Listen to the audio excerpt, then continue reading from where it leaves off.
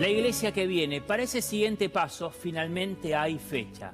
El próximo 7 de mayo el mundo mirará una vez más la Santa Sede, precisamente la Capilla Sixtina, porque será la fecha del comienzo del cónclave. Si vamos a los últimos dos, duró menos de 2 días, de 48 horas. Todo lo que tenés que saber. Y además, mirando lo que pasó, los cardenales.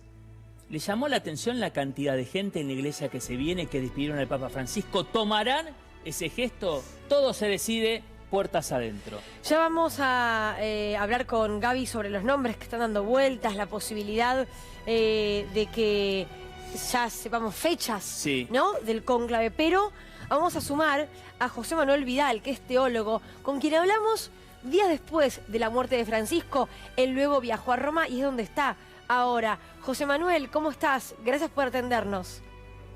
Hola, muy buenas tardes. Muy bien desde Roma. A ver, José Manuel, cuando hablamos nos decías mañana viajo, estuviste presente en el funeral de Francisco. Lo primero que quiero preguntarte es cómo vivís estos días tan emotivos, tan particulares allí. Pues de una forma muy intensa.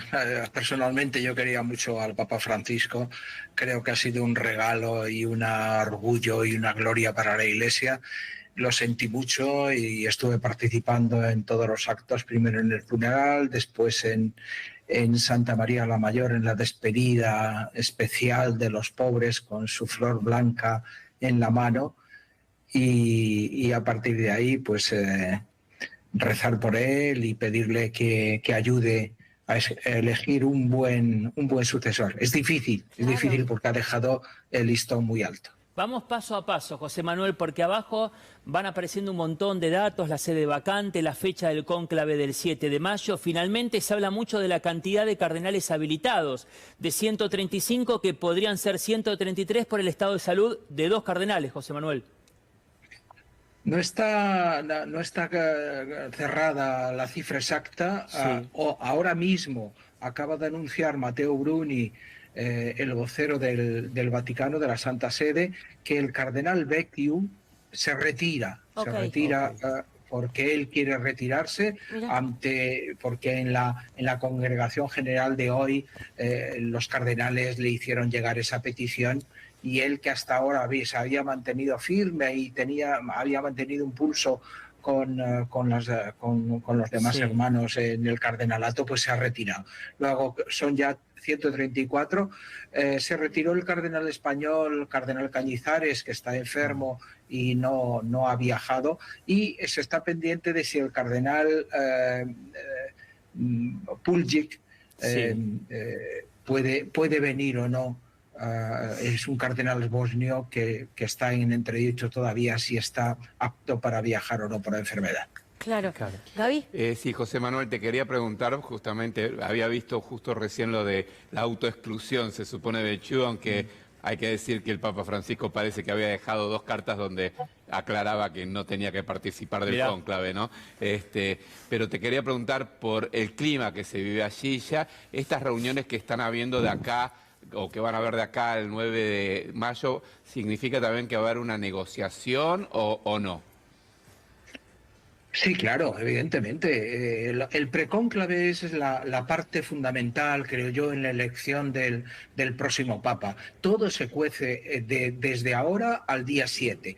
Una vez que entran en cónclave, ya es solo cuestión de oración, de reflexión, de ir viendo si cada candidato va adquiriendo esos 89 votos que son necesarios para conseguir los 2 tercios, pero sí, donde hay maniobras, donde hay partidos, donde las cordadas se unen y se separan, y es ahora. De hecho, el propio Vaticano acaba de decir que en esta congregación general de hoy han hecho un perfil, o sea, un retrato robot del Papa que necesita la Iglesia.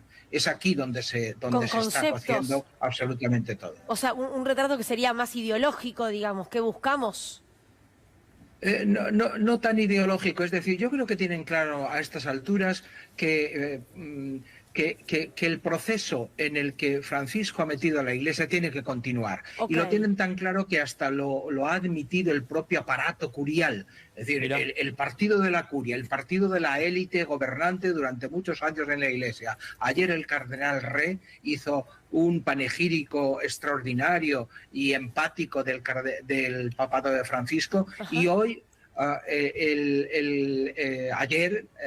de ayer el cardenal Re y ayer el cardenal Parolín, que es el secretario de Estado y uno de los papables más en alza, también reconoció que la herencia de Francisco hay que continuarla. Luego, para mi juicio, todo estriba en ver el ritmo. ¿Qué ritmo quieren imponer José Manuel, a ese cambio? Pero hay un montón que se quedan afuera entonces, si ya desde la curia romana bajan esos principales conceptos. No te entiendo. Que hay muchos que se quedan afuera, de los que van claro. de la competencia. Si realmente esto se lleva como fundamentos para la votación, habrá que ver entonces en quién queda. Pues se quedan afuera el 20% que no forma parte de esa gran mayoría que ha nombrado Francisco, de la gran mayoría sinodal. Claro. Y Juan... ¿Me entendéis? Sí, pero bueno, pero había fuertes papables en ese 20%, ¿o no? Sí, pero bueno, fuertes papables porque ellos lo decían. Y claro, el 20% no tiene capacidad de decisión, ni siquiera capacidad para pactar. Claro. La amplia mayoría bergogliana tiene todas, se puede arreglar por sí misma, claro. No necesita al 20% ese, ni de Müller, ni de Sará, ni de todos estos Burke. Ahora, lo que pasa es que tiene mucho dinero y mucho poder y hace mucho ruido. Y en los medios. Claro. Ahora, perdón, Gaby, pero empecé a leer, José Manuel, decime si esto son rumores o es real, que como ya están viviendo muchos en Santa Marta, hay algunos que hasta han tomado licores del minibar creyendo que estaban incluidos y que ahora se los quieren cobrar. Digo, arranca una novela, un gran hermano cardenalicio, muy particular ahora. Bueno, ya sabes, yo creo que no, yo creo que eso no. En Santa Marta hay un comedor, las habitaciones no tienen minibar. Ay, me encantaba la historia del minibar. La comprábamos. Yo compré, me leí toda la crónica y compré todo. Muy austera, donde los cardenales tienen su habitación y poco más. Hay un comedor para todos, un comedor público, donde allí pueden bajar y pedir, me imagino que algún licor también los hay, claro. Pero no. Esos son bulos. Era muy divertido, era muy divertido. Es que esas historias ya están apareciendo. De hecho, otros cuentan que se sacan su ropa de cardenal para poder salir a cenar tranquilos a algún restaurante y que nadie los reconozca. Digo, ya hay... Eso sí es verdad, eso sí es verdad. Eso sí es verdad. Yo mañana mismo voy a quedar con 2 o 3 cardenales. Y los cardenales cuando salen a cenar no van con sus ropajes, ni con su solideo, van pues con clergyman como un cura cualquiera. Claro. Lo que hay que aclarar justamente en ese punto que en realidad el aislamiento total es en el momento del cónclave. Claro. Que en realidad es un aislamiento. Entre ellos sí siguen compartiendo, digamos, espacios, pero ahí sí nos sale 7 de mayo. Exactamente, a partir del 7 de mayo. Lo que sí yo le quería preguntar a José Manuel en base a esto que decía, ¿no? De cómo fueron la reunión de hoy diciendo el perfil de hacia dónde tendría que seguir la Iglesia, muy siguiendo la línea de Francisco. Hoy se estaría más cerca de un Francisco II que de un Juan Pablo III o un Benedicto XVII, ¿no? Evidentemente. Claro. Yo creo que siempre se ha estado más cerca de un Francisco II que de un Benedicto o de un Juan Pablo III. Es impensable que la Iglesia dé marcha atrás. Además, la Iglesia no funciona en ciclos cortos, funciona en ciclos largos. Ha habido un ciclo conservador con Juan Pablo II y Benedicto, y ahora ha empezado el Papa Francisco un ciclo abierto, digamos, progresista, para que nos entendamos, y va a continuar. Yo creo que si Francisco fue Juan XXIII, pues ahora vendrá un Pablo VI que va a solidificar lo que se empezó a hacer. José Manuel, mucho se habló el último fin de semana por imágenes porque el cardenal Tagle fue el encargado del rezo del Rosario el último jueves, porque era uno de los primeros cardenales en acompañar los restos del Papa Francisco, y en muchos artículos periodísticos del último fin de semana aparece el perfil completo como el gran candidato. ¿Es el cardenal filipino Tagle el gran candidato, José Manuel? Para muchos medios de comunicación sí, pero ya sabéis que los que entran papas salen cardenales. Y sí. ¿Le juega en contra eso? ¿Le puede jugar en contra eso por la tradición, le digo, por otros cónclaves? ¿Le puede jugar en contra entrar como el gran candidato? Evidentemente, tanto a Tagle como a Parolin en estos momentos sí, claro, que son los más representativos, los que más estamos moviendo en los medios, les puede jugar evidentemente en contra. Claro. Qué interesante esto, ¿no? Porque son los nombres que arrancamos a conocer en el mundo, que hasta hace un par de días Tagle, por lo menos para muchos, era un completo desconocido. Y con Bergoglio había pasado todo lo contrario. Nadie habló de la chance de que Bergoglio sea papa unos días antes de que comience el cónclave. Suele pasar que, a ver, al final la decisión en ese club exclusivo del cónclave donde se juega todo esto al final, en las votaciones, suele pasar que entre dos candidatos uno se anula al otro y entonces hay que buscar un candidato de consenso, un candidato que una esas dos tendencias. Y eso es lo que pasó en los anteriores conclaves y lo que pasó también con Francisco. Ahora, aunque Francisco tuvo desde la entrada bastantes votos y simplemente después se fueron sumando cada vez más. Ahora, por tu experiencia, José Manuel, y por tu contacto con otros cardenales, con lo que tiene que ver con la curia, ¿se supo con los años quién o quiénes fueron los que pusieron a Bergoglio sobre la mesa? Porque digo, yo entiendo que hay una votación grande y que después como que esto se va todo encauzando, pero tiene que haber una persona o un grupo de personas que digan, nosotros vamos a ir por acá y este es nuestro candidato. ¿Se supo quién fue? Al final, casi todo se termina sabiendo. Las deliberaciones del cónclave son absolutamente secretas, pero hasta el propio Papa Francisco habló en alguna ocasión de lo que había sentido, lo que había pasado en el cónclave. Dijo aquello de que le había pedido el cardenal Lumes, no te olvides de los pobres. Se van contando cosas y cada uno en distintos países van contando cosas. Y al final sí se supo que hubo una especie de lobby precónclave de una serie de cardenales que se llamaba el grupo de San Galo, porque se reunían en una ciudad cerca del lago San Galo, aquí en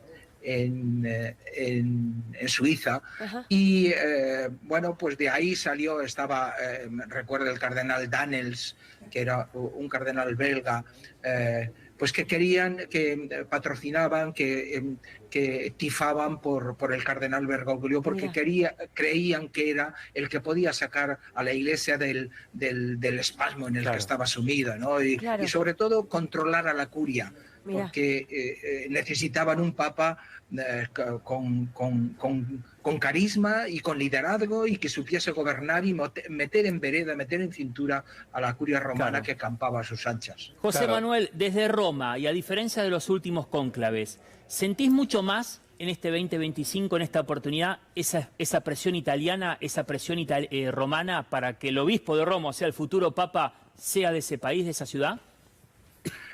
Los italianos están deseando volver a tener papa. Ellos creen que hacen de papa mejor que nadie, porque lo llevan en la sangre, porque son diplomáticos, porque son muy maquiavélicos en ese sentido, y entonces están deseando volver a tener papa italiano. Pero en este momento yo creo que la nacionalidad apenas cuenta. Después de tener un papa polaco, un papa alemán, un papa argentino, ya la geografía no cuenta. Aquí cuenta la fidelidad al proceso, al camino de Bergoglio y quizás la geopolítica, es decir, estarán pensando, a mi juicio, en buscar un hombre con personalidad que en este mundo polarizado y dirigido por Trump, alguien que sea capaz de plantarle cara, alguien que sea capaz de hacerle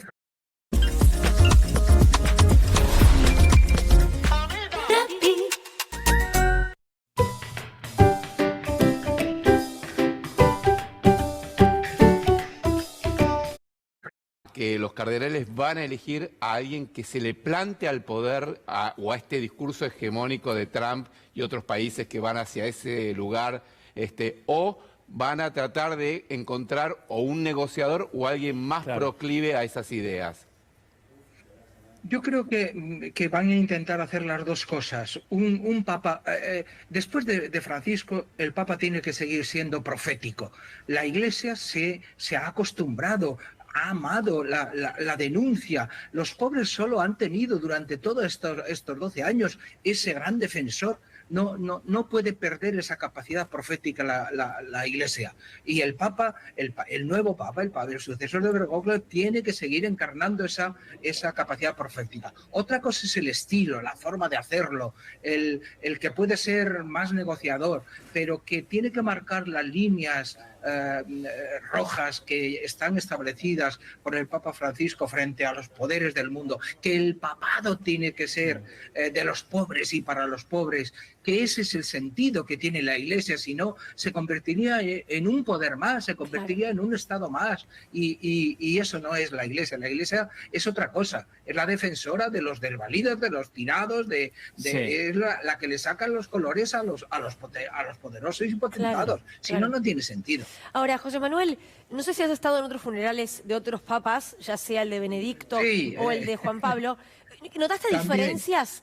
¿Hubo diferencias con este o fue un funeral más? ¿Qué nos podés contar? Mira, yo evidentemente con el funeral de Juan Pablo II no se puede competir. Es decir, hay que tener en cuenta que pasó 27 años el papado. Es decir, varias generaciones vieron a Juan Pablo II. Y además hay que tener en cuenta que Juan Pablo II colocó como sus aliados, como su guardia de corps, a los grandes movimientos neoconservadores de aquel momento. Estoy hablando del Opus Dei, de los Kikos, de los neocatecomenales, de Comunión y Liberación, de los Legionarios de Cristo, es decir, de toda una serie de movimientos que se llamaban en aquel momento la primavera de los movimientos, que podían reunir cada uno de ellos 100.000 personas tirando por lo bajo.